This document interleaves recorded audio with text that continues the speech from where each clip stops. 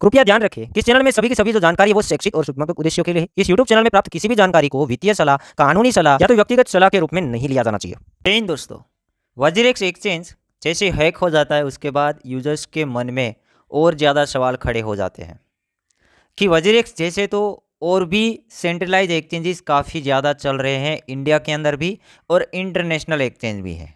तो क्या इनमें से और इंडियन एक्सचेंजेस हैं वजीरेक्स की तरह हैक हो सकते हैं या तो फिर वो सेफ है? लाइक हम बात करें कोइन DCX की, कोइन स्विफ्ट कुबेर की, यूनो कोइन की, जेपे की, क्योंकि यहीं और बचे हैं बड़े बड़े एक्सचेंजेस इंडिया के अंदर, सेंट्रलाइज एक्सचेंजेस। तो इनमें से कोइन DCX के लिए हम बात करने वाले हैं क्योंकि कोइन DCX के फाउंडर ने एक वीडियो पब्लिश किया है वजीरेक्स हैक होने के बाद।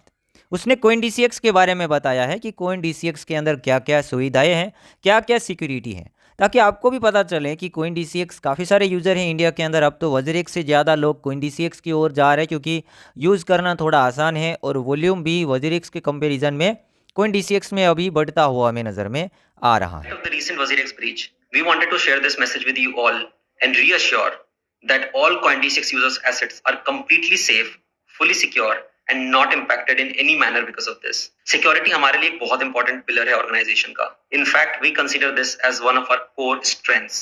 Every new product or every new feature that we release has to necessarily go through strong security checks before it goes out. Today, I want to take out a minute and explain you how we are safe. Number one, 100% of the customer assets are secured in cold wallets and secured partners. Number two, we have a very transparent proof of reserves mechanism which any of you can check in real time, publicly visible to all of you. You can check our proof of reserves anytime and I have shared the link in the tweet as well. Number three, we have one of the best industry security measures. We are ISO certified, ISO 27001 certified, which is a very latest security standards and take information security very, very seriously. We have implemented... तो दोस्तों, यहाँ पर आप लोगों ने coin DCX के founder का video देखा होगा, उसने सिक्योरिटी के बारे में काफ़ी ज़्यादा बताया है। और भी एक्सचेंजेस सिक्योर हैं ऐसे माने तो, और हम हैक होने के लिए कहें तो कोइन DCX भी हैक हो सकता है। बाइनेंस जैसा बाइनेंस भी हैक हुआ था, उसके पास तो बहुत बड़ा सिक्योरिटी था तो भी कुछ परसेंटेज का फंड है हैक हुआ था। BNB चेन भी एक बार हैक हुआ था। बाइनेंस का जो स्मार्ट चेन है BNB चेन, वो तो काफ़ी बड़ा चेन है, मार्केट कैप के हिसाब से BNB टोकन भी काफ़ी बड़ा है, तो उसका चेन भी हैक हो गया था।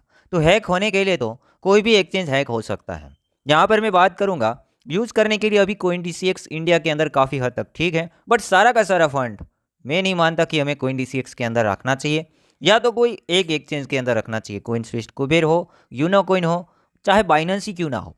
आपके पास 1 लाख रुपये से ज़्यादा का फंड्स हैं तो 2-3 एक्सचेंज में डिवाइड करके रखें, और उससे भी ज़्यादा आप सेफ जाना चाहते हो, ज़्यादा फंड है तो 10 एक्सचेंज में फ़ंड को डिस्ट्रीब्यूट कर दे। थोड़ा सा फीस जाएगा वही ना, बाकी 10 एक्सचेंज में फ़ंड रहेगा तो एक्सचेंज एक होगा, एक साथ सभी हैक नहीं होंगे।